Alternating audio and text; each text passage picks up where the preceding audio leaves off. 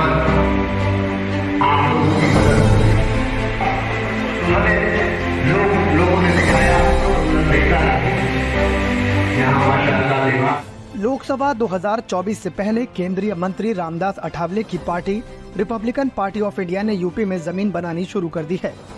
इसी क्रम में पार्टी के कार्यकारिणी अध्यक्ष दिल्ली एनसीआर फखरे आलम खुर्जा पहुंचे और उन्होंने समाजवादी पार्टी के पूर्व नगर अध्यक्ष व वरिष्ठ सपा नेता चुन्नू कुरैशी को अपनी पार्टी की सदस्यता दिलाते हुए उन्हें जिलाध्यक्ष पद पर मनोनीत किया। इस दौरान बसपा पर निशाना साधते हुए फखरे आलम बोले कि यूपी में बसपा सुप्रीमो ने दलितों को हमेशा तेजपात के पत्ते की तरह इस्तेमाल किया है, जिसकी जरूरत बसपा सुप्रीमो को चुनाव से पहले एक शानदार थाली तैयार करने के लिए रहती है, मगर चुनाव बीत जाने के बाद वह उन्हें ऐसे भूल जाती है जैसे खाना खाने के दौरान लोग तेजपात के उस पत्ते को भूल जाते हैं जो उनकी थाली का स्वाद बढ़ाते हैं। फखरे आलम बोले कि आरपीआई अध्यक्ष रामदास अठावले दलित व अल्पसंख्यक समुदाय के सच्चे हितैषी हैं। उनके द्वारा समय समय पर दलित व अल्पसंख्यकों के हित के लिए आवाज उठाई जाती रही है। फखरे आलम ने बताया कि 2024 के लिए हमारी पार्टी एनडीए से यूपी में 4 लोकसभा सीटों की मांग कर रही है।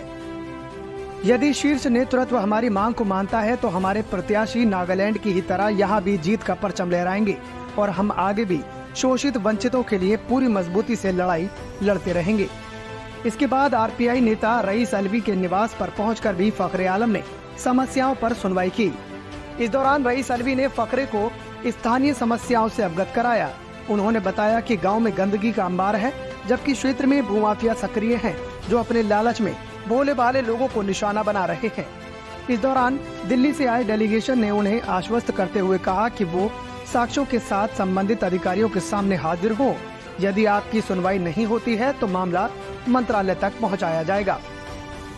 इस दौरान कार्यक्रम में मोहम्मद आरिफ, रईस अलवी, इमरान, विष्णु, मनोज शर्मा, खुर्शीद आलम, नजरुद्दीन, नईम, दिनेश प्रधान सहित अन्य लोग मौजूद रहे। मेरा नाम फखरे आलम है। मैं नॉर्थ इंडिया का रिपब्लिकन पार्टी ऑफ इंडिया का कोऑर्डिनेटर हूँ। दिल्ली एनसीआर का मैं वर्किंग प्रेसिडेंट हूँ। कुरैशी साहब को पार्टी में लिया गया है और इनको एनसीआर दिल्ली का जो पोर्शन है, खुर्जा एनसीआर में आता है, उनका अध्यक्ष नियुक्त किया गया है। तो यूपी में जैसे अब लोकसभा चुनाव भी होने जा रहे हैं, 80 सीटें हैं लोकसभा में, तो ये रिपब्लिकन पार्टी ऑफ इंडिया जो है ये किस तरह से यहाँ चुनाव लड़ेगी लोकसभा, और अगर हम अगले 27वें विधानसभा की भी बात करें? देखिए, हमारे जो राष्ट्रीय अध्यक्ष हैं रामदास अठावले जी, उन्होंने भारतीय जनता पार्टी के सामने अपना ये प्रस्ताव रखा है कि 3-4 सीटें हमें मिलनी चाहिए। लोकसभा की 3-4 सीटें हमें मिलनी चाहिए, क्योंकि हमारे पास में बहुत बड़े पैमाने पे तो संगठन नहीं है, लेकिन संगठन ऐसा है कि जैसे कि आपका बिजनौर का एरिया है, मुरादाबाद का एरिया है, पश्चिमी यूपी के अंदर कई जगह ऐसी हैं जहाँ पे हमारा बहुत मजबूत संगठन है। दलित और मुस्लिमों का बहुत अच्छा तालमेल है और इस वजह से ये है कि हम सीटें निकाल सकते हैं।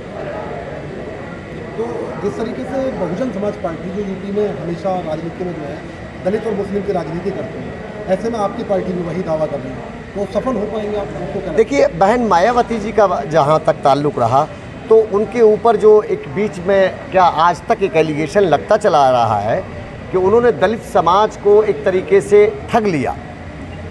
उनके लिए ये कहा जाता है कि साहब वो कुछ धनराशि लेकर के टिकटों का वितरण करती हैं। इसका मतलब ये है कि दलित समाज को सेल कर देती हैं।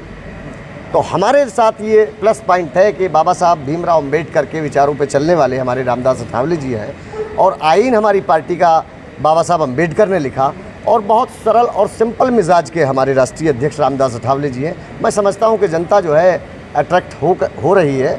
जिस तरीके से उनकी शैली है, काम करने का उनका तरीका है, बेपनाह मेहनत करते हैं, तो मैं समझता हूं कि हमें सफलता मिलेगी। कहा जा सकता है महाराष्ट्र के बाद अब यूपी में कदम बढ़ रहे हैं आप? बिल्कुल बिल्कुल। Bureau report, times 24 news.